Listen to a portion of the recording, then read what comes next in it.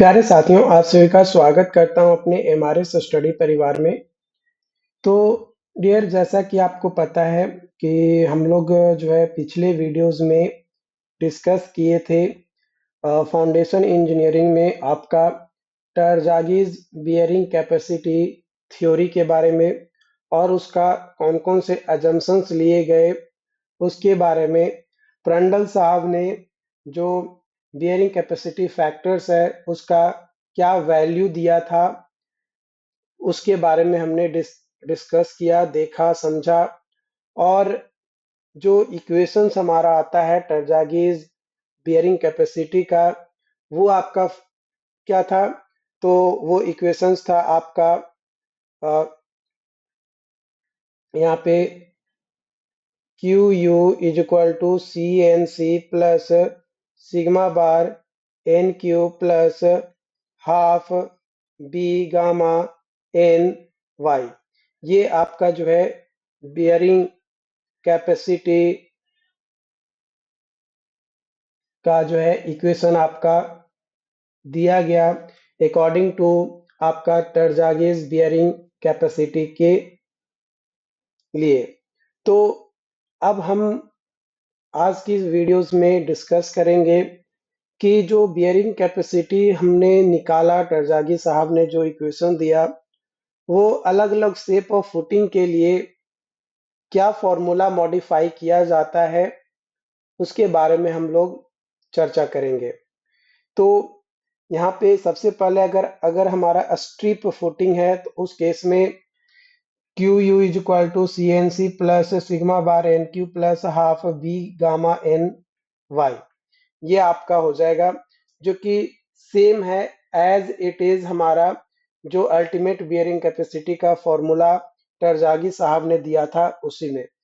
Strip footing के लिए कोई भी चेंजेस नहीं होगा। लेकिन अगर हमारा रेक्टेंगुलर फुटिंग है, इसका मतलब कि विड्थ हमारा ज्यादा है, नहीं, विड्थ हमारा कम है और लेंथ हमारा ज्यादा है, यानी रेक्टेंगुलर फुटिंग ये आपका हो गया। ये आपका विड्थ हो गया और ये आपका लेंथ हो गया, है ना। लेंथ ज्यादा है, विड्थ कम है। तो रेक्टेंगुलर फुटिंग के केस में Q U is equal to 1+0.3 B/L into C N C plus sigma bar N Q plus half 1 - 0.2 B/L into B gamma into N Y. ये हम लोग लेकर चलेंगे, यानी जो हमारा पहला पार्ट है इक्वेशंस का और जो तीसरा पार्ट है इक्वेशंस का, इन दोनों में हमारा एक फैक्टर जो है आपका ऐड होगा। ओके, अगर स्क्वायर फुटिंग है यानी लेंथ और विड्थ दोनों ही साइड हमारा क्या है, बराबर है, यानी स्क्वायर फुटिंग हमारा ये आपका है। तो स्क्वायर फुटिंग के केस में अल्टीमेट बियरिंग कैपेसिटी का इक्वेशन हो जाएगा 1.3 C N C plus sigma bar N Q plus 0.4 B gamma N Y. ये जो है हमारा यहाँ पे निकल कर आ जाएगा। फॉर सर्कुलर फुटिंग, जहाँ पे बी जो है फुटिंग का इक्वल है डायमीटर ऑफ फुटिंग के।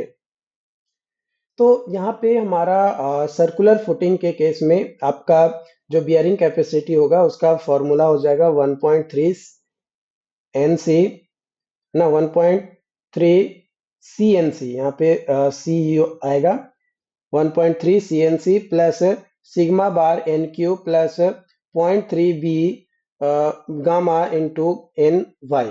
ये आपका सर्कुलर फुटिंग अगर होगा, यानी राउंड फुटिंग आपका होगा सर्कुलर फुटिंग, जहाँ पे विड्थ ऑफ जो फुटिंग है वो डायमीटर ऑफ फुटिंग के बराबर होगा। तो जो अल्टीमेट बियरिंग कैपेसिटी हमारा क्वेश्चन है आपका कि जो अल्टीमेट बियरिंग कैपेसिटी है सरफेस है स्ट्रिप फुटिंग का क्लेई सॉइल पे, तो अकॉर्डिंग टू टरजागीज थ्योरी हमारा सी जो है यूनिट कोहेजन और क्यू यू जो है अनकन्फाइंड कंप्रेसिव स्ट्रेंथ और v जो है विड्थ ऑफ फुटिंग है।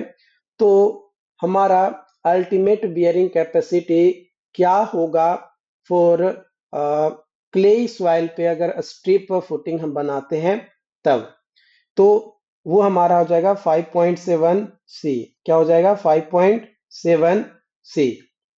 क्योंकि यहाँ पे हमारा क्ले के केस में सिग्मा एन मतलब N Q and is equal to zero, और एन गामा यानी Y is equal to zero. तो पूरा ये टर्म जो है हमारा सेकेंड टर्म और थर्ड टर्म जो है जीरो हो जाएगा। तो हमारा बचेगा 5.7 इंटू सी। और एनसी का जो वैल्यू है, एनसी का वैल्यू वो हमारा 5.7 है। एनसी का वैल्यू 5.7 आपका यहाँ पे दिया गया है। ओके, उसके बाद अगला क्वेश्चन है। क्वेश्चन से यहाँ पे बोला जा रहा है कि अल्टीमेट बियरिंग कैपेसिटी निकालना है सॉइल का, जो कि अल्टीमेट बियरिंग कैपेसिटी जो है वो आपका दिया हुआ है ना। अल्टीमेट बियरिंग कैपेसिटी जो है आपका यहाँ पे दिया हुआ है, जो कि 300 किलो न्यूटन पर मीटर स्क्वायर दिया गया है। डेप्थ ऑफ फाउंडेशन जो है 1 मीटर है। यूनिट वेट ऑफ सॉइल जो है 20 किलो न्यूटन पर मीटर क्यूब है। चूज करना है फैक्टर ऑफ सेफ्टी जो कि 2.5 है। और नेट सेफ बियरिंग कैपेसिटी जो है, नेट सेफ बियरिंग कैपेसिटी जो है वो आपका क्या हो जाएगा, ये आपको कैलकुलेट करना है। तो देखो, net net ultimate bearing capacity जो इक्वल टू होता है ultimate bearing capacity minus overburden pressure यानी सिग्मा बार। तो 300 माइनस 20 गुने 1, तो 280 किलो न्यूटन पर मीटर स्क्वायर ये आएगा। Sigma bar is equal to यानी overburden pressure is equal to gamma into D F होगा अगर वाटर टेबल प्रेजेंट नहीं होगा तब। और gamma sigma bar is equal to gamma submerged into DF होगा कब? जब वाटर टेबल हमारा प्रेजेंट होगा। तो यहाँ पे हमारा कोई भी वाटर टेबल प्रेजेंट का कोई इंडिकेशन नहीं दिया गया है, कुछ नहीं बोला गया है कि यहाँ पे वाटर टेबल आपका प्रेजेंट है। तो हम लोग मानकर चलेंगे कि कोई भी वाटर टेबल प्रेजेंट नहीं है। तो gamma into D F, gamma का वैल्यू जो है 20 किलो न्यूटन पर मीटर क्यूब दिया गया है, जो कि यूनिट वेट ऑफ सॉइल दिया गया है। और डेप्थ ऑफ फुटिंग जो है 1 है, तो 20 गुने 1 यानी 20, यानी 300 में से 20 गया तो 280 किलो न्यूटन पर मीटर स्क्वायर आएगा, जो कि नेट अल्टीमेट बियरिंग कैपेसिटी आएगा। अब नेट अल्टीमेट बियरिंग कैपेसिटी को डिवाइड कर देंगे फैक्टर ऑफ सेफ्टी से, तो नेट सेफ बियरिंग कैपेसिटी निकल कर आ जाएगा। तो 280 को डिवाइड करेंगे 2.5 से, यानी 112 किलो न्यूटन पर मीटर स्क्वायर। कितना आ जाएगा? 112 किलो न्यूटन पर मीटर स्क्वायर, ये आपका जो है यहाँ पे निकल कर आ जाएगा। ओके, अगली क्वेश्चंस की ओर बढ़ते हैं। अगला क्वेश्चंस यहाँ पे बोला जा रहा है कि एक unconfined compressive strength of saturated clay soil sample का वो दिया गया है 54 किलो पास्कल। जो वैल्यू है कोहेजन फॉर क्ले वो कितना होगा? और if square footing of size, मतलब स्क्वायर फुटिंग है जिसका साइज जो है 4x4 मीटर है, मतलब 4 मीटर गुना 4 मीटर का है, जो कि रेस्ट कर रहा है सरफेस जो कि क्ले सॉइल के ऊपर रेस्ट कर रहा है। तो ultimate bearing capacity of footing क्या होगा एज पर टर्जागी इक्वेशन, है ना। एज पर टर्जागी इक्वेशन जो अल्टीमेट बियरिंग कैपेसिटी होगा वो कितना होगा?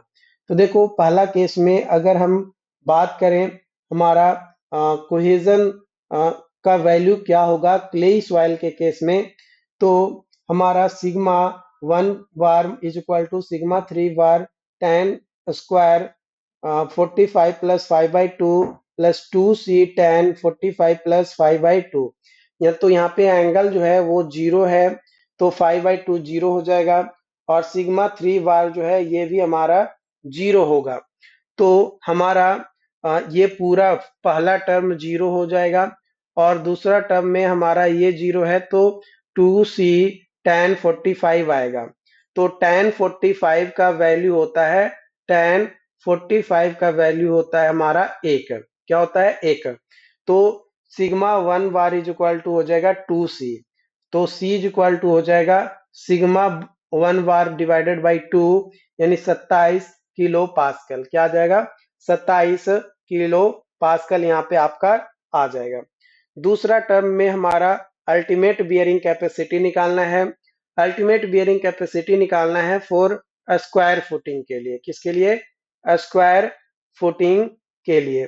तो जो स्क्वायर फुटिंग है वो आपका 1.3 CNC plus sigma bar into N Q plus 0.4 B gamma N Y. तो ये एन वाई जो है वो आपका जीरो होगा। तो एन वाई जीरो होगा तो ये पूरा टर्म जीरो हो जाएगा। पहला टर्म आपका तो ठीक है, सेकेंड टर्म भी आपका पूरा जीरो हो जाएगा और थर्ड टर्म भी आपका पूरा जीरो हो जाएगा। तो जब पूरा टर्म यहाँ पे आपका जीरो हो जाएगा तो आपका पहला टर्म सिर्फ बचेगा। तो पहला टर्म बचेगा तो ultimate bearing capacity is equal to हो जाएगा 1.3 CNC।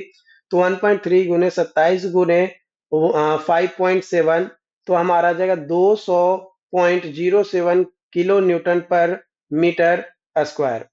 तो ये हमारा जो है क्या है, आपका निकल कर आएगा आपका अल्टीमेट बियरिंग कैपेसिटी। क्या है? अल्टीमेट बियरिंग कैपेसिटी जो है ये आपका यहाँ पे निकल कर आ जाएगा। ओके, उसके बाद आपका जो है अगला क्वेश्चन है कि width of square footing and diameter of circular footing equal है। यानी जो विड्थ है स्क्वायर फुटिंग का और जो डायमीटर है सर्कुलर फुटिंग का वो बराबर है। If both the footing placed on Sandy soil, अगर दोनों ही फुटिंग को हम प्लेस करते हैं सैंडी सॉइल पे, स्क्वायर फुटिंग को भी और सर्कुलर फुटिंग को भी, तो इफ तो जो रेशियो होगा अल्टीमेट बियरिंग कैपेसिटी का circular footing to the square footing, यानी circular footing versus square footing का जो अल्टीमेट बियरिंग कैपेसिटी का रेशियो होगा वो क्या होगा ये बताना है। तो देखो width of footing is equal to diameter of footing आएगा। तो ultimate bearing capacity of square footing आ जाएगा 1.3 CNC plus sigma bar N Q plus 0.4 B gamma N Y. तो यहाँ पे हमारा सैंडी सॉइल है तो कोहेजन जो है हमारा जीरो हो जाएगा, यानी सी का वैल्यू जीरो हो जाएगा और सिग्मा बार का भी वैल्यू जीरो हो जाएगा। तो ये दोनों जीरो हो जाएगा तो पहला टर्म और दूसरा टर्म जीरो हो जाएगा तो हमारा बचेगा ultimate bearing capacity of square footing is equal to 0.4 B gamma into N Y. ये इक्वेशन 1 आ जाएगा। अब ultimate bearing capacity of clay 1.3 CNC plus sigma bar N Q plus 0.3 D gamma N Y. तो again first term और second term जो है zero हो जाएगा। तो ultimate bearing capacity of clay is equal to 0.3 D gamma into N Y.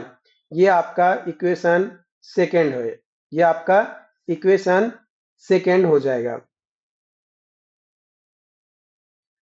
ठीक है, तो अब हमें जो है ultimate bearing capacity of circular footing divided by ultimate bearing capacity of square footing, इन दोनों का रेशियो निकालना है।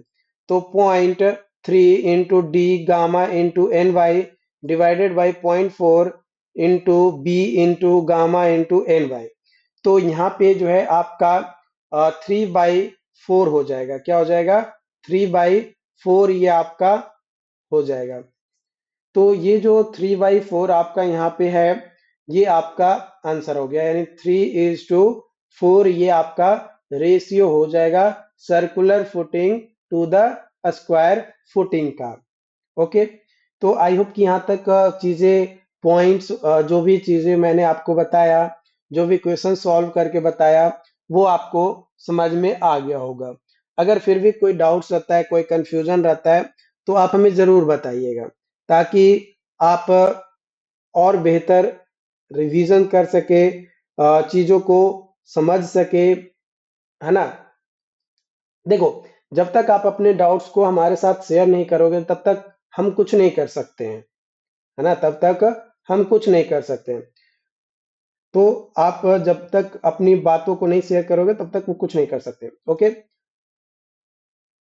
अब अगला जो पॉइंट ऑफ डिस्कशंस है वो है कि बियरिंग कैपेसिटी के ऊपर वाटर टेबल का क्या इम्पैक्ट आता है, यानी वाटर टेबल किस तरीके से बियरिंग कैपेसिटी को अफेक्ट करता है उसके बारे में हम बात करेंगे।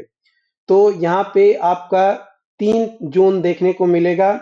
पहला जोन आपका वह जोन मिलेगा जो ग्राउंड लेवल से डेप्थ ऑफ फुटिंग यानी बेस ऑफ फुटिंग का जो लेवल है, यानी डेप्थ ऑफ फुटिंग जो है वहां तक का जो जोन होगा वो जोन 1 होगा।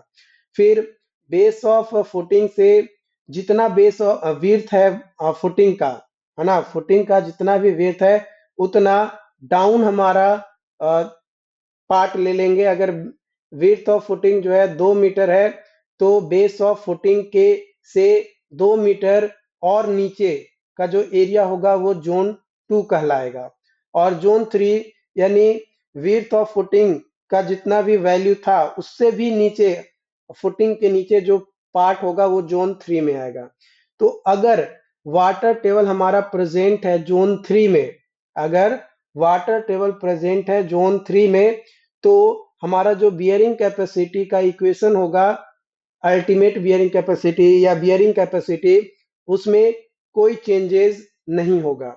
यानी जो टरजागी साहब ने बियरिंग कैपेसिटी का फॉर्मूला दिया है, C N C plus sigma bar N Q plus half B gamma into N Y, वो सेम रहने वाला है, उसमें कोई चेंजेस नहीं होगा। ओके, तो जो सिग्मा बार है, sigma bar is equal to हो जाएगा गामा इंटू डी एफ, क्योंकि वहां पे किसी तरीके का कोई वाटर टेबल हमारा प्रेजेंट नहीं है। लेकिन अगर केस 2 लेकर चले, केस 2 जब वाटर टेबल जो है हमारा प्रेजेंट हो जोन 2 में, है ना, जोन 2 यानी ये हमारा फुटिंग है ना, ये हमारा फुटिंग है, और ये हमारा जोन 1 हो गया। और यहाँ से ये जो विड्थ ऑफ फुटिंग है ये उतना ही नीचे हमारा विड्थ जितना भी है उतना नीचे ये हमारा जोन 2 है। यानी वाटर लेवल जो है आपका यहाँ पे प्रेजेंट है जोन 2 में। तो उस कंडीशंस में हमें तीसरा टर्म में, है ना, तीसरा टर्म में मॉडिफाई करना पड़ेगा। यानी Q U is equal to C N C plus sigma bar N Q is equal to half B gamma average N Y R Y का स्टार। तो यहाँ पे gamma average is equal to हो जाएगा gamma Z plus sigma saturated, gamma saturated into B minus Z divided by Z plus B minus Z. तो and R Y star is equal to आ जाएगा 0.5 into 1 plus Z by B. Water table correction factor ये आपका है। R R gamma R Y का star जो है ये आपका वाटर टेबल करेक्शन फैक्टर है। तो यहाँ पे देखो, यहाँ पे आपका जो है जो यहाँ से यहाँ तक का जो डेप्थ होगा, है ना, ये आपका जेड होगा। तो ये बी माइनस जेड आ जाएगा कि भाई ये जोन 2 में कितना नीचे है ना, जोन 2 में हमारा कितना नीचे है वो बता रहा है। यानी ये हमारा जेड हो गया और ये बी माइनस जेड हो गया। तो ये कितना नीचे है उस चीज को ये रिप्रेजेंट कर रहा है। यानी वाटर टेबल जोन 2 में तो प्रेजेंट है, लेकिन जोन 2 में कहाँ पे प्रेजेंट है ना, ये भी ध्यान रखना है।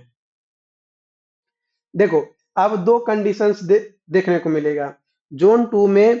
पहला कंडीशन कि अगर जेड का वैल्यू 0 है, यानी बेस ऑफ फुटिंग ये जो है यहीं पे आपका वाटर टेबल प्रेजेंट है, यानी जेड इज इक्वल टू 0 हो गया। तो उस कंडीशन में जो वाटर टेबल होगा वो बेस ऑफ फुटिंग पे होगा। तो बेस ऑफ फुटिंग पे होगा तो गामा एवरेज जो है वो गामा सैचुरेटेड के बराबर होगा, और आर वाई स्टार जो है वो 0.5 हो जाएगा। अगर जेड इज इक्वल टू 0 है तब बेस ऑफ फुटिंग पे हमारा वाटर टेबल प्रेजेंट होगा।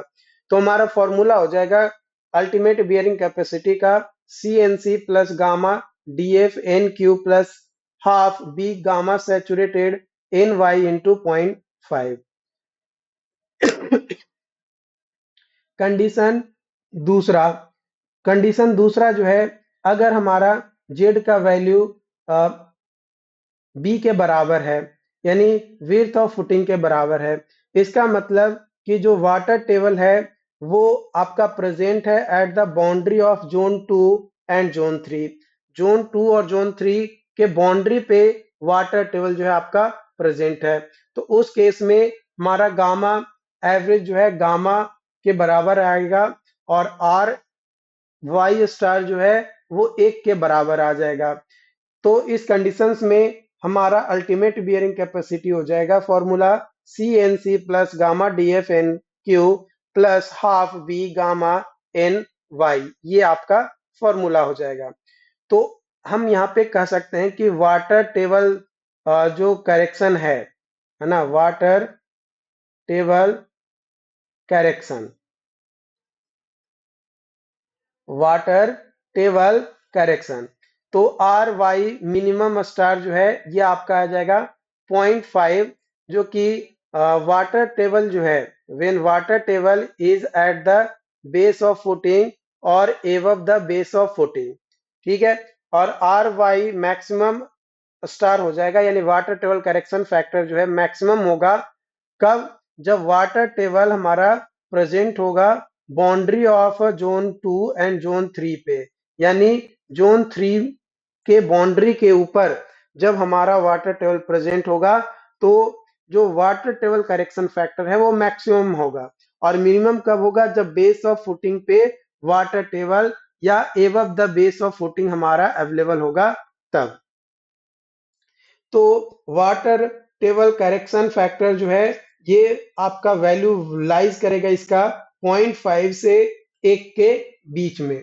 अब तीसरा केस है कि जब वाटर टेबल हमारा जोन 1 में प्रेजेंट है, अगर वाटर टेबल जोन 1 में प्रेजेंट है तो हमें सेकेंड टर्म और थर्ड टर्म दोनों में ही मॉडिफिकेशन करने की जरूरत पड़ेगी, दोनों में ही हमें चेंजेस करने पड़ेंगे।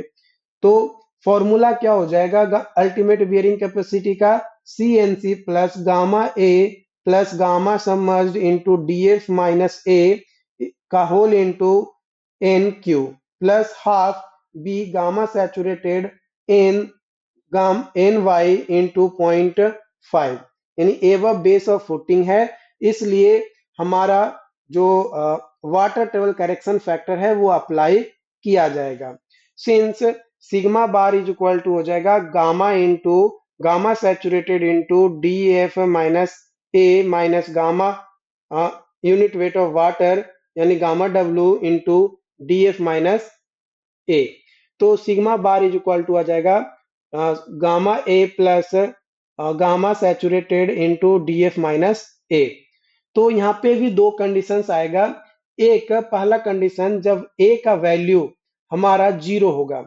ए का वैल्यू जीरो कब होगा, जब हमारा वाटर टेबल ग्राउंड लेवल पे प्रेजेंट होगा या ग्राउंड के ऊपर वाटर टेबल आ जाएगा तो ए का वैल्यू हमारा जीरो हो जाएगा। तो फॉर्मूला हम यूज करेंगे अल्टीमेट बियरिंग कैपेसिटी के लिए, वो हो जाएगा C N C plus gamma submerged into D F into N Q plus half B gamma saturated into N Y into 0.5। दूसरा कंडीशन कि अगर हमारा ए का वैल्यू डेप्थ ऑफ फुटिंग के बराबर है तो उस कंडीशन में अल्टीमेट बियरिंग कैपेसिटी आ जाएगा C N C plus gamma D F N Q plus half into B gamma saturated N Y into 0.5। यानी इस केस में सिर्फ और सिर्फ जब ए का वैल्यू डेप्थ ऑफ फुटिंग के बराबर होगा तो सिर्फ थर्ड टर्म में हमारा मॉडिफिकेशंस करने की जरूरत पड़ेगा, सेकेंड टर्म में करने की जरूरत नहीं है। लेकिन अगर हमारा ग्राउंड लेवल पे या फिर हमारा जोन 1 में कहीं पे भी प्रेजेंट होगा, either below the ground level और above the base of footing, zone 1 में अगर वाटर टेबल कहीं पे भी प्रेजेंट होगा तो उस कंडीशंस में हमारा सेकेंड टर्म और थर्ड टर्म दोनों में ही मॉडिफिकेशन करने की जरूरत पड़ेगी। अब कुछ स्पेशल केसेस हैं। स्पेशल केसेस में जब वाटर टेबल रीच कर जाए ग्राउंड लेवल पे के सरफेस पे इन कोहेजन लेस सॉइल यानी सैंडी सॉइल में, तो उस कंडीशन में जो सी का वैल्यू होगा वो हमारा क्या हो जाएगा, जीरो हो जाएगा। सी का वैल्यू क्या हो जाएगा, जीरो हो जाएगा। तो अल्टीमेट बियरिंग कैपेसिटी का फॉर्मूला हो जाएगा gamma submerged into D F into N Q plus half B gamma saturated N Y into 0.5। तो यहाँ पे हम कॉमन ले सकते हैं हाफ यानी 1/2 को, तो अल्टीमेट बियरिंग कैपेसिटी आ जाएगा gamma saturated D F N Q plus half B gamma saturated into N Y, है ना, एन वाई। तो यहाँ पे हम जानते हैं कि gamma submerged is equal to half of gamma saturated आपका होता है ना। तो ये चीजें आपका यहाँ पे है। ये किस केस में था, सैंडी सॉइल के केस में, यानी कोहेजन लेस सॉइल के केस में, और वाटर टेबल जो है ग्राउंड सरफेस पे हमारा रीच कर गया है, यानी ग्राउंड सरफेस पे वाटर टेबल प्रेजेंट है उस कंडीशन में। लेकिन अगर कोहेजन लेस सॉइल है यानी सैंडी सॉइल ही है लेकिन वाटर टेबल प्रेजेंट नहीं है, तो उस केस में जो अल्टीमेट बियरिंग कैपेसिटी होगा वो हमारा आ जाएगा gamma D F N Q plus half B gamma N Y. ये आपका फॉर्मूला हो जाएगा। सी एन सी यानी जो पहला टर्म है वो हमारा जीरो हो जाएगा, क्योंकि सी का वैल्यू जीरो होता है कोहेजन लेस सॉइल में। कोहेजन लेस सॉइल में सी का वैल्यू जो होता है वो जीरो हमारा होता है। नोट पॉइंट ये है कि अगर वाटर टेबल राइज करता है टू द ग्राउंड सरफेस, है ना, ग्राउंड सरफेस तक वाटर टेबल राइज करेगा कोहेजन लेस सॉइल में, तो जो बियरिंग कैपेसिटी है वो 50% तक आपका घट जाएगा, यानी बियरिंग कैपेसिटी जो है रिड्यूस हो जाएगा अप्रोक्सीमेटली 50% तक।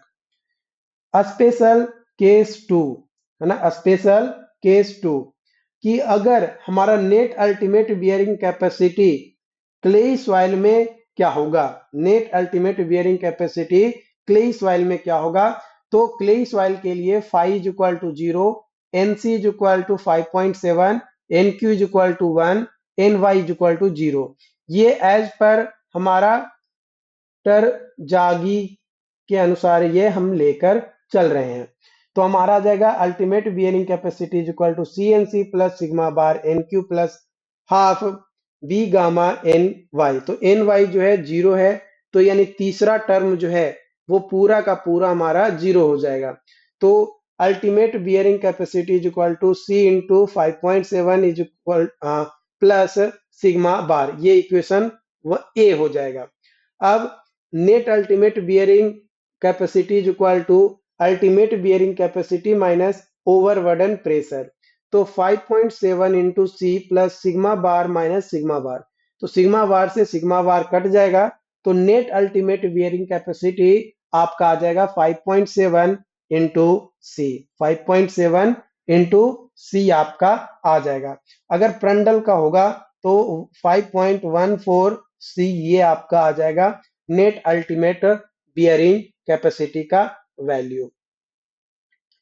इंपॉर्टेंट नोट यहाँ पे दिया गया है कि ultimate bearing capacity C5 soil का यानी सिल्टी सॉइल का, है ना, अल्टीमेट बियरिंग कैपेसिटी जो होगा C5 सॉइल यानी सिल्टी सॉइल का, वो डिपेंड करेगा आपका shape of footing, size of footing, depth of footing and location of water table के ऊपर।